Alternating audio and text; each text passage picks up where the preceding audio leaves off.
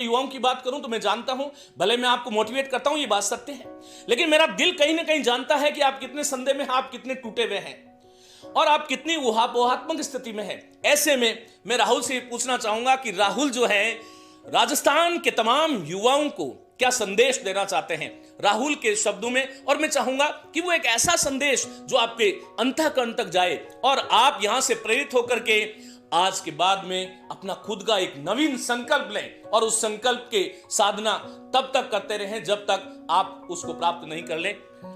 राहुल से मैं पूछना ये चाहता हूं कि ये जो विद्यार्थी हैं उस विद्यार्थी जगत को आप क्या संदेश देना चाहते हैं? देखिए, जो साथी तैयारी कर रहे हैं आरएस, पीएसआई या फर्स्ट ग्रेड, सेकंड ग्रेड, मैं उनको एक ही चीज जो बेहतर संदेश है उनके लिए वो ये है कि आप पहले एक लक्ष्य निर्धारित कीजिएगा।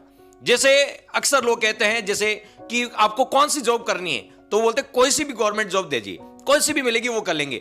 ऐसा यदि मैं कहूं, यदि मैं रेलवे स्टेशन पे जाऊं और मैं कहूं कि मुझे कोई सी भी टिकट दे दे, तो शायद मुझे कोई सी भी टिकट नहीं मिलेगी। लेकिन मैं वहां जाके कहूं कि मुझे अजमेर यदि जयपुर जाना है, जयपुर की टिकट दीजिए, जोधपुर जाना है या उदयपुर जाना है, तो शायद मुझे वो टिकट मिल जाएगी। तो आप अपने जीवन में पहला लक्ष्य निर्धारित कर लीजिएगा। मुझे सब इंस्पेक्टर बनना है, आरएस बनना है, फर्स्ट ग्रेड बनना है, सेकंड ग्रेड बनना क्या, एटलीस्ट असिस्टेंट प्रोफेसर बनना है। आप उसको डिफाइन कीजिएगा।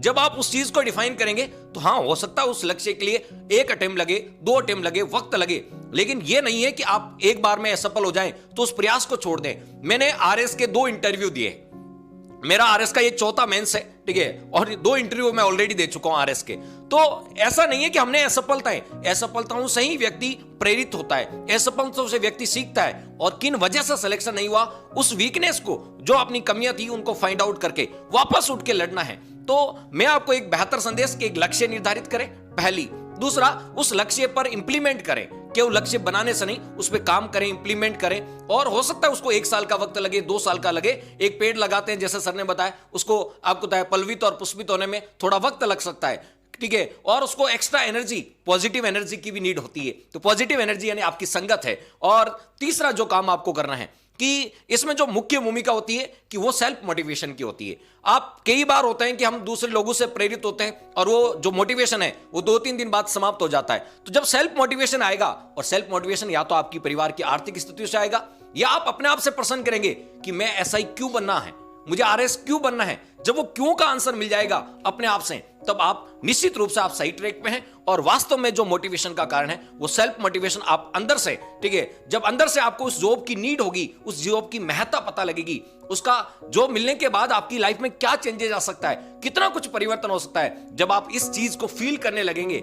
और आप एसआई और आरएस असिस्टेंट प्रोफेसर में इंटरव्यू है, तो पर्सनालिटी डेवलपमेंट भी इसी का पार्ट है। धीरे धीरे जब आप पर्सनालिटी डेवलपमेंट पे, जब आप अपने आप को वैसा रिफ्लेक्ट करने लगेंगे जैसा आप बनना चाहते हैं, तो धीरे धीरे आप में परिवर्तन आना सुनिश्चित रूप से संभव है। बहुत ही बढ़िया साथियों, बहुत सारी चीजें सीखी जा सकती है। देखिए, सिखाते तो रोज हैं, लेकिन मैं इस बात को स्वीकार करता हूं और इस बात को जानता हूं कि समाज में, ये समाज जो है हमारा, भारतीय समाज हो या वैश्विक समाज हो, ये सुनता किसको है?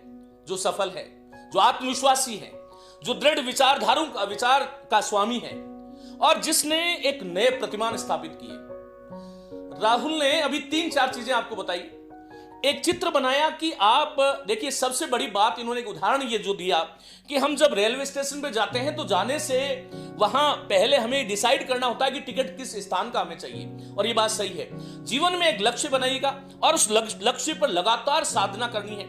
अपने आप को निरंतर आप मोटिवेट कैसे रखें, सकारात्मक ऊर्जाओं से हर दिन कैसे अनुप्राणित रहें, ये सबसे बड़ी बात है। मैं आपको कहना चाहूंगा, जब आप सुबह उठते हैं ना साथियों, मुझे आप प्राचीन विचारधारा का कह करके यदि कोई अलग थलग करना चाहे तो अलग बात है, कर सकते हैं, स्वागत करूंगा। लेकिन मैं कहूंगा कि अपने इष्ट देव, अपनी धरती माता को, अपने माता पिता को प्रणाम करें, योग करें, अपनी शक्तियों का समर्थन करें और निरंतर ये कहना है, मुझे थकना नहीं है, मुझे थकना नहीं है, मुझे थकना नहीं है। और यहां तक कि जीवन की कोई भी सफलता, लिखिएगा इसको, कि जीवन की कोई भी सफलता